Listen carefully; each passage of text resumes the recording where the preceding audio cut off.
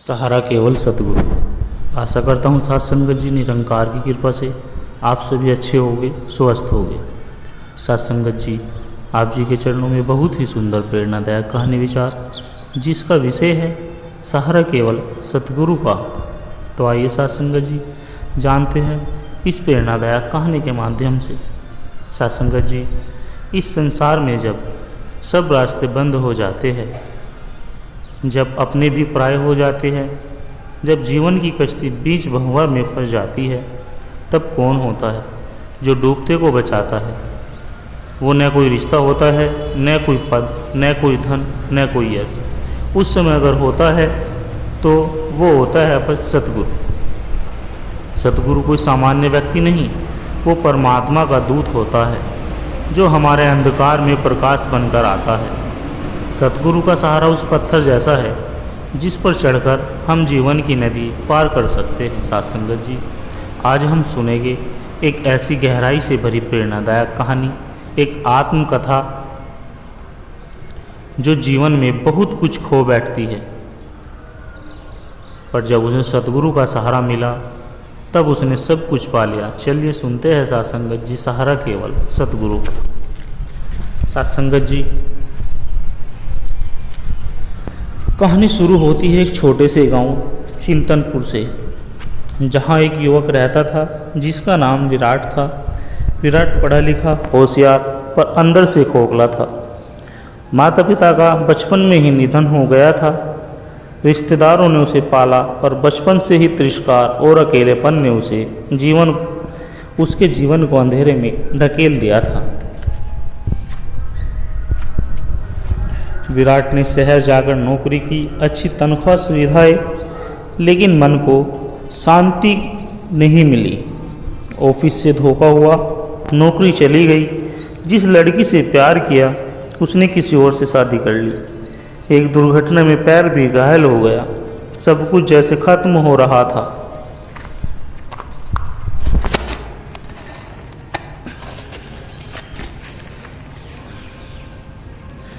भगवान भी नहीं है।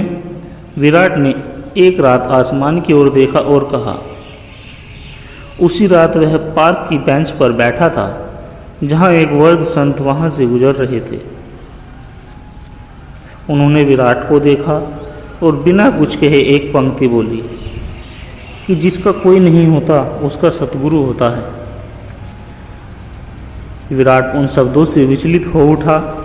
अगले दिन उसने उसी वृद्ध को ढूंढा और उसने पूछा, क्या आपने मुझे ऐसे ही कहा था या कोई अर्थ था? वृद्ध मुस्कुराकर बोले, मैं एक साधारण व्यक्ति नहीं, एक सत्संग प्रेमी हूँ। जिस स्थान पर सतगुरु का नाम चलता है वहाँ चलो, वहाँ तुम्हें तुम्हारा उत्तर मिल जाएगा। विराट ने पहली बार सत्संग में गया। वहाँ कोई उपदेश नहीं, कोई डराने वाली बात नहीं, बस प्रेम था, सच्चाई थी, और वो था ज्ञान का प्रकाश। सतगुरु महाराज की वाणी जैसे उसके जले हुए जीवन पर शीतल बनकर बरस पड़ी। सतगुरु ने उसे ज्ञान दिया, बताया कि तू आत्मा है, शरीर नहीं। संसार एक रंगमंच है और तू अभिनेता है। दुख और सुख दोनों आएंगे, पर तू उनसे परे है। विराट ने अपने जीवन में पहली बार एक दिव्यता को महसूस किया, जिसे वह अब तक केवल कल्पना समझता था। और वह दूसरों की मदद करने लगा। जहाँ पहले वह अपने दुखों में डूबा रहता था, अब वह दूसरों के आंसू पोंछता था।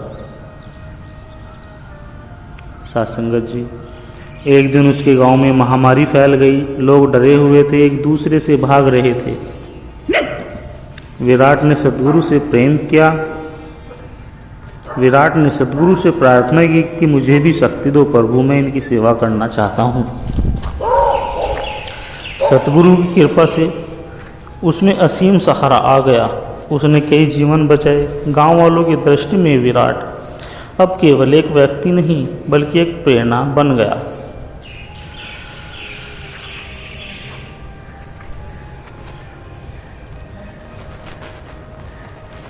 एक दिन सतगुरु ने विराट से पूछा, अब तुझे कैसा लगता है? विराट की आंखों में आंसू थे, पर यह आंसू दुख के नहीं अनुभव के थे। वह बोला, मेरे जीवन में मेरा साथ सबने छोड़ा, पर जब सब कुछ भी नहीं था तब केवल आपका सहारा था, और वही सहारा मेरी जिंदगी का सबसे बड़ा आधार बन गया।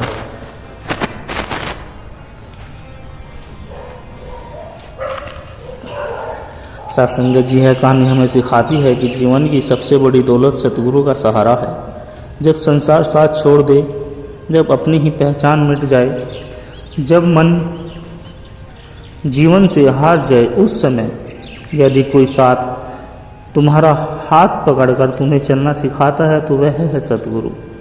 तो सत्संगत जी, इस कहानी के माध्यम से पढ़ ले कि हम सतगुरु पर विश्वास रखें, उनके सहारे को न भूलें, क्योंकि संसार छूटे पर सतगुरु न छूटे। यही जीवन की असली विजय है।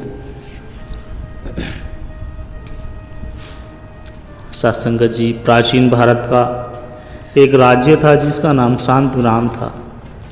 वहाँ का राजा वीरेंद्र देव था, बहादुर, निडर और ज्ञान का प्यासा। उसकी ख्याति दूर दूर तक थी। राज्य समृद्ध था, प्रजा प्रसन्न थी, लेकिन राजा का मन व्याकुल रहता था। उसका एक सपना था कि अमर ज्ञान प्राप्त करना। वेद, पुराण, उपनिषद सब पढ़ डाले, ऋषियों से भी भेंट की, पर आत्मा की शांति नहीं मिली। एक बार दरबार में सभा लगी। विद्वान बोले, राजन, आप तो विद्वान हो,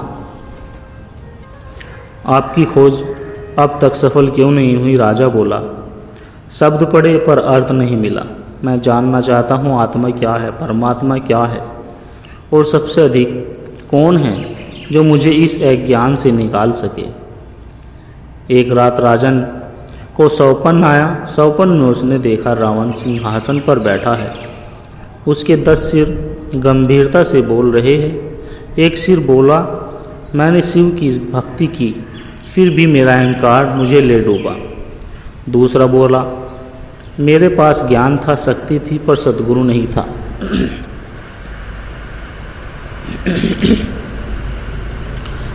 एक तीसरे शरण ने कहा, अगर मुझे कोई सच्चा मार्ग दिखाने वाला होता तो मैं पतन से बच जाता। राजा घबरा गया। रावण की मूर्ति मृदु स्वर में बोली, सुन हे वीरेंद्र, तेरा भी अंत मेरे जैसा होगा। अगर तू स्वयं को ज्ञानवान समझता रहा लेकिन सद्गुरु की शरण में नहीं गया। सौपन टूट गया। राजा ने माथे पर पसीना पूछा। अगली सुबह राजा ने घोषणा की, अब मैं राज्य छोड़कर निकल रहा हूँ, और वह भी सतगुरु की खोज में। मंत्रियों ने विरोध किया, रानियों ने रोका, पर राजा चल पड़ा। कई वर्षों तक वो जंगलों, तीर्थों, गुफाओं, आश्रमों में घूमता रहा। बड़े बड़े ऋषि मुनियों से मिला, योगियों से मिला, पर कोई ऐसा नहीं मिला जिसके दर्शन मात्र से अंतर में क्रांति हो जाए। राजा थक गया था, शरीर दुर्बल, पर आत्मा अभी भी जागी हुई थी। एक दिन एक छोटे से गांव में राजा पहुंचा, भूखा, थका हुआ और प्यासा। वहाँ एक वृद्ध लकड़हारा मिला जो बेहद शांत था। उसका चेहरा प्रकाशमान था। उसने राजा को रोटी दी, पानी दिया और फिर बैठाकर बोला, राजन, क्या खोज रहे हो इतने वर्षों से? राजा चंकित, आपको कैसे पता चला कि मैं राजा हूँ? बूढ़ा मुस्कुराया। जिससे सतगुरु की दृष्टि मिल जाए वह सब कुछ देख सकता है। राजा स्तब्ध रह गया। वह बोला, क्या आप ही मेरे सतगुरु हैं? बूढ़े ने धीरे से कहा, नहीं, मैं सतगुरु नहीं, लेकिन उनका दास हूँ। अगर सच्ची प्यास है तो मैं तुम्हें उनके पास ले चलूँगा। राजा वृद्ध के साथ एक निर्जन स्थान पर गया। वहाँ एक साधारण सा व्यक्ति वृक्ष के नीचे बैठा था। न गेरुआ वस्त्र, न कोई अडंबार। राजा ने देखा उसके भीतर कुछ कांप था, कुछ कांपा गया। आंखें मिली और राजा की आंखों से अश्रुधारा बह चली। वर्षों की खोज जैसे वहीं समाप्त हो गई हो। राजा ने कुछ नहीं कहा, केवल मुस्कुराए। राजा के मन में विचार उठा, यह कैसे संभव है? बिना बोले ही मेरी आत्मा को इतनी शांति कैसे मिल गई? सतगुरु ने कहा, बोलकर नहीं, मौन से ही आत्मा को मार्ग मिलता है। तू अपने शब्दों में अटक रहा, मैं तेरे मौन को जानता हूँ। राजा ने सिंहासन छोड़ दिया। उसने प्रण किया, अब मैं केवल सेवा करूँगा।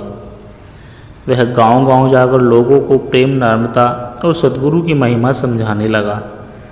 उसने उस सत्य को पाया था जो वर्षों से केवल पुस्तकों में ढूंढ रहा था।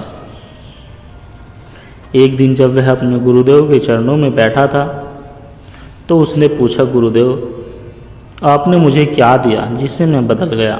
सतगुरु ने उत्तर दिया, मैंने कुछ नहीं दिया, तूने सब कुछ छोड़ा और समर्पण किया। मैंने केवल तेरे भीतर छिपे परमात्मा को जगा दिया। राजा अब साधक बन गया। लोग उसे अब राजा नहीं, सेवक वीर कहते थे। वह सिखाता था, जिसका कोई नहीं होता उसका सतगुरु होता है, और जिसको सतगुरु मिल जाता है उसे सब कुछ मिल जाता है। उसकी एक ही पंक्ति प्रसिद्ध हो गई, और वह भी पूरे देश में, कि जिसने सतगुरु को अपना सहारा बना लिया उसने जीवन की हर हार को जीत में बदल लिया। साथ संगत जी, प्राचीन समय की बात है। एक गांव था जिसका नाम पावनपुर था। वहाँ एक कुम्हार मिट्टी के बर्तन बनाने वाला रहता था जिसका नाम नारायण। वह सुंदर घड़े कलश दीपक बनाता था, लेकिन उसमें बहुत घमंड था। वह कहता था, मैं ही सृष्टि का निर्माता हूँ, मैं मिट्टी को आकार दे रहा हूँ, मेरे हाथों में सर्जन है। एक दिन गांव में एक संत आए। उन्होंने नारायण को काम करते हुए देखा और मुस्कुराकर कहा, क्या तुम सच में खुद को सृष्टिकर्ता मानते हो? नारायण ने तुनतुनाकर कहा, और क्या, देखिए ये घड़ा, ये दिया, ये सब मैंने बनाया है। संत बोले, अच्छा, क्या तुम मिट्टी बना सकते हो? नारायण चुप हो गया। संत ने कहा, जिस मिट्टी पर तुम्हें घमंड है वो भी तुझे प्रकृति ने दी। असली सृजनकर्ता वो है जिसने तुझे और तेरे हाथों को बनाया। नारायण चिढ़ गया। वह बोला, आप जाओ यहाँ से, मैं साधु संतों की बातें नहीं मानता। संत मुस्कुराकर बोले, आज नहीं मानोगे, लेकिन जब जीवन की चाक घुमाना बंद कर देगी, जब जीवन की चाक घूमना बंद करेगी, तब खुद ढूंढोगे सतगुरु का सहारा। कुछ वर्षों बाद गांव में अकाल पड़ा, खेती बर्बाद हो गई, व्यापार ठप हो गए, लोग पलायन करने लगे। नारायण का काम ठप हो गया। एक दिन उसके हाथ में एक कलश टूट गया और साथ ही उसका आत्मविश्वास भी। पत्नी बीमार हो गई, बेटा दुर्घटना में घायल हो गया। नारायण डॉक्टरों, तांत्रिकों और मस्जिदों के चक्कर काटता रहा। एक रात बहुत तेज बारिश हो रही थी, छत टपक रही थी। नारायण मिट्टी के अधूरे बर्तनों के बीच बैठा था। आंखों में आंसू थे और चिल्लाया, अगर कोई है ऊपर तो मेरी सुन क्यों नहीं रहा? मैं तो सब कुछ हार गया। उस रात उसी गांव में फिर वही संत लौटे। किसी ने बताया कि अब नारायण बिल्कुल टूट चुका है। संत उनके घर पहुंचे, उसे रोते देखा। उन्होंने कहा, नारायण अब तैयार हो? नारायण सिर झुकाकर बोला, अब मेरे पास खोने को कुछ नहीं बचा। संत ने उत्तर दिया, जब सब छिन जाता है तब सतगुरु कृपा की शुरुआत होती है। संत नारायण को एक छोटी सी कुटिया में ले गया। वहाँ कोई चमत्कार नहीं हुआ, न कोई बड़ी सभा, न कोई मंत्र, सिर्फ मौन था। सिर्फ एक वृद्ध पुरुष आए जिन्होंने सब सतगुरु बाबा कहते थे। उन्होंने नारायण की आंखों में देखा और कहा, जिस मिट्टी से तू बर्तन बनाता था, अब मैं तुझे आत्मा का दीपक बनाऊंगा। नारायण रो पड़ा। सतगुरु बोले, जब तू मिट्टी में अपने को सर्वश्रेष्ठ समझता था तब तेरा घड़ा अंदर से खाली था। अब जब तू टूट गया है तब तुझे बढ़ने का समय आ गया है। नारायण ने अब जीवन को सतगुरु की दृष्टि से देखना शुरू किया। वह कहता, अब मैं बर्तन नहीं बनाता, अब मैं प्रेम बनाता हूँ, सेवा बनाता हूँ, नम्रता बनाता हूँ। गांव के लोग आश्चर्यचकित थे। नारायण बदल गया था। उसने सतगुरु से कहा, मैं भी अब किसी को सहारा देना चाहता हूँ जैसे आपने मुझे दिया। सतगुरु बोले, सहारा वो ही दे सकता है जो स्वयं के सहारे में समर्पित हो चुका हो, तो अब दूसरों को मिट्टी से मुक्त कर सकता है। कुछ वर्षों में नारायण एक प्रसिद्ध सेवक बन गया। गरीबों की मदद करता, सत्संग करता और सतगुरु की महिमा का गुणगान करता। उसकी एक ही बात सबको छू जाती कि मिट्टी का घड़ा तब तक मजबूत नहीं बनता जब तक अग्नि की भट्टी में न जले, और आत्मा तब तक मुक्त नहीं होती जब तक सतगुरु की कृपा की भट्टी में न पकी। सत्संग जी, उसकी मृत्यु भी एक दिव्य भाव से हुई। अंत समय में उसने बस इतना कहा, अब जीवन की चाक रुक रही है, लेकिन मेरा आत्मा रूपी दीपक सतगुरु ने जलाकर अनंत कर दिया है। सत्संग जी, मिट्टी के बर्तन तो हर कोई बनाता है, लेकिन आत्मा का दीपक केवल सतगुरु जला सकते हैं। जीवन की सारी मेहनत, ज्ञान और अनुभव अधूरे हैं यदि सतगुरु का सहारा न मिले। जब घमंड टूटता है तब आत्मा का निर्माण शुरू होता है, और जब आत्मा बन जाती है तब वही व्यक्ति दूसरों के लिए सहारा बन जाता है, और वह भी सतगुरु की कृपा से।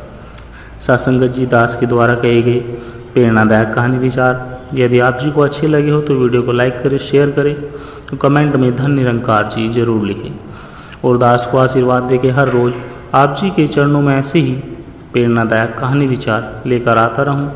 और सत्संग जी, आप जी के चरणों में दास की प्यार भरी विनती है कि दास के चैनल सोना इंस्पायर विचार को सब्सक्राइब जरूर कर दें। सत्संग जी, प्यार से कहना, धन निरंकार जी।